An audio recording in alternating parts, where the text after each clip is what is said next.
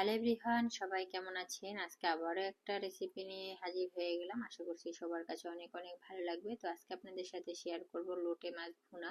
Fry তো প্রায় খেয়েছেন, কিন্তু ভুনা কি কখনো খেয়েছেন? এই ভুনাটা একবার হলেও যদি খেয়ে থাকেন, আশা করছি পরের বার আপনার আবারও খেতে মনে চাইবে।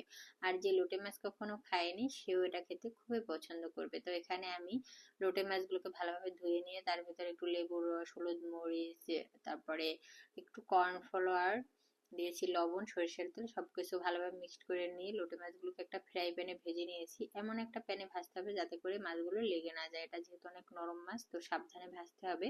এরপরে আমি প্যানে দিয়েছি তেলের মধ্যে সামান্য জিরা, তারপরে দিয়েছি কিছুটা পেঁয়াজ কুচি। পেঁয়াজ কুচিটা একটু সোনালী কালার ভেজে নিয়ে এর ভিতর দিয়েছি পেঁয়াজ বাটা। তারপর এখানে দিয়ে দিচ্ছি আদা রসুন বাটা, সাথে দিয়েছি অল্প একটু কাঁচা জিরা বাটা। তো সবকিছু একটু কষিয়ে নিয়ে এর ভিতরে দিয়ে দিলাম লবণ, তারপরে মরিচের গুঁড়ো দিয়েছি, এখানে ভাজা জিরার গুঁড়ো এবং ভাজা ধনিয়ার গুঁড়ো। তো সবকিছু এক একটা দিচ্ছি আর ভালোভাবে মিক্সড করে নিচ্ছি। এখানে হলুদও দিয়েছি কিন্তু বলা হয়নি। তো সব উপকরণগুলোকে এমন ভাবে কষাতে হবে যাতে করে তেল ছেড়ে দেয়।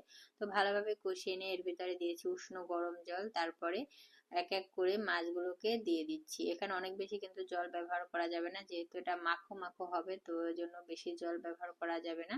তো ঝোলটা একটু ফুটে আসলে এর ভিতরে এক এক করে মাছগুলোকে দিয়ে দিলাম, আর দিয়েছি এখানে বেশ কিছুটা কাঁচামরিচ। যে যেরকম ঝাল খেতে পছন্দ করেন ঠিক সেরকমটাই ব্যবহার করবেন।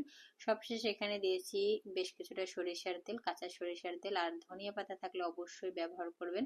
মাছটাকে অনেক বেশি নাড়াচাড়া করবেন না, তাওয়াটা এভাবে হাত দিয়ে একটু ঘুরিয়ে ঘুরিয়ে নেড়ে চেড়ে দিবেন। তো আজকে রেসিপি কেমন লেগেছে অবশ্যই জানাবেন, আর অবশ্যই একবার হলেও এটা ট্রাই করবেন।